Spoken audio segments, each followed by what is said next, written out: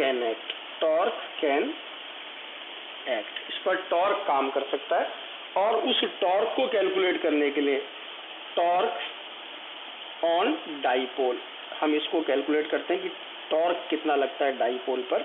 तो हम एक बार ये सिचुएशन दोबारा से ड्रॉ करते हैं। ये हमारे पास सिचुएशन हो गई, ये हमारा एक डाइपोल हो गया, इधर हमारा है नेगेटिव चार्ज माइनस क्यू, इधर हमारा है प्लस क्यू, और दोनों के बीच में जो डिस्टेंस है टोटल वो है 2a, सेंटर से a और a, तो टोटल डिस्टेंस कितनी हो गई 2a। ये हमारे p वेक्टर की डायरेक्शन होगी, ये e वेक्टर की डायरेक्शन होगी, दोनों के बीच में एंगल कितना आ गया थीटा।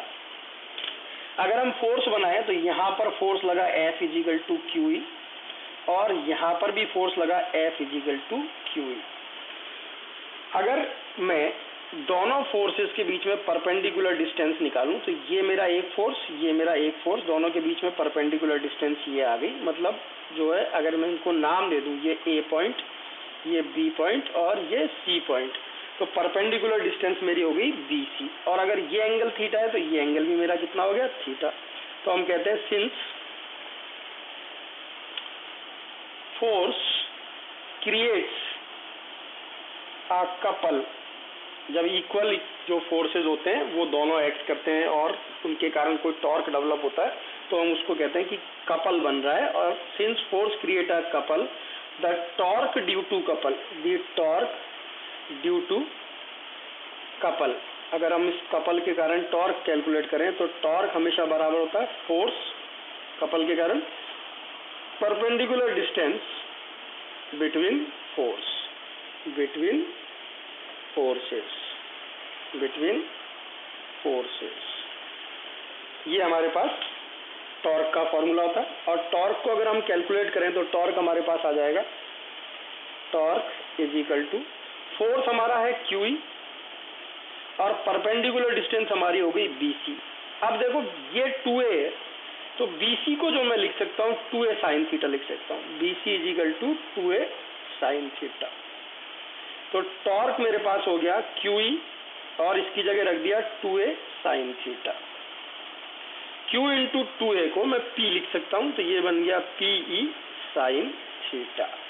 तो जो टॉर्क मेरे पास आ गया वो आ गया PE साइन थीटा। और टॉर्क को अगर वेक्टर फॉर्म में लिखूं तो P vector cross E vector हम लिख सकते हैं। तो जो टॉर्क ऑन डाइपोल काम करेगा इलेक्ट्रिक फील्ड के अंदर वो होगा P साइन थीटा, यानी P vector cross E vector.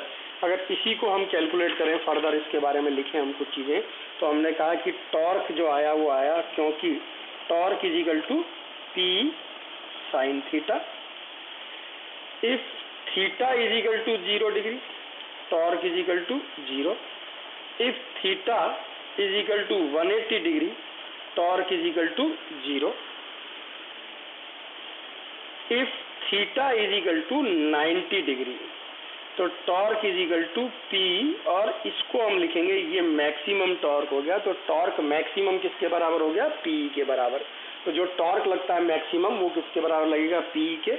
अब हमारे पास दो कंडीशन है जिस समय टॉर्क भी 0 है और वो भी 0 है, उनको हमने कहा फोर्स भी 0 है और टॉर्क भी 0 है, इनको हमने इक्विलिब्रियम कंडीशन कहा था।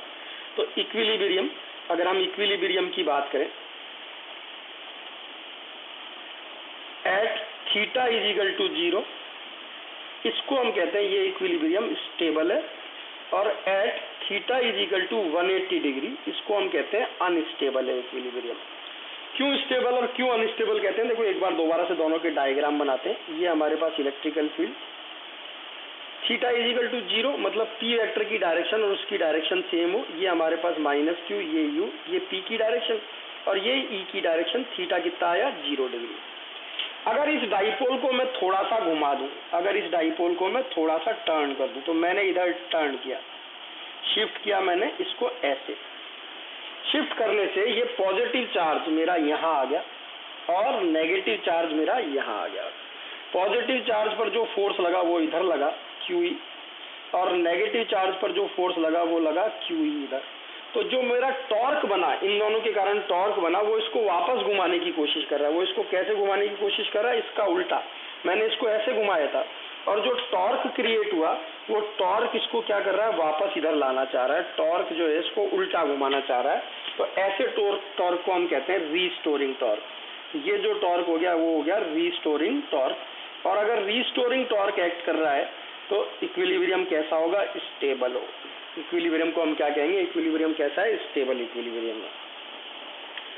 ठीक इसी तरीके से यहां पर बात करते हैं, जब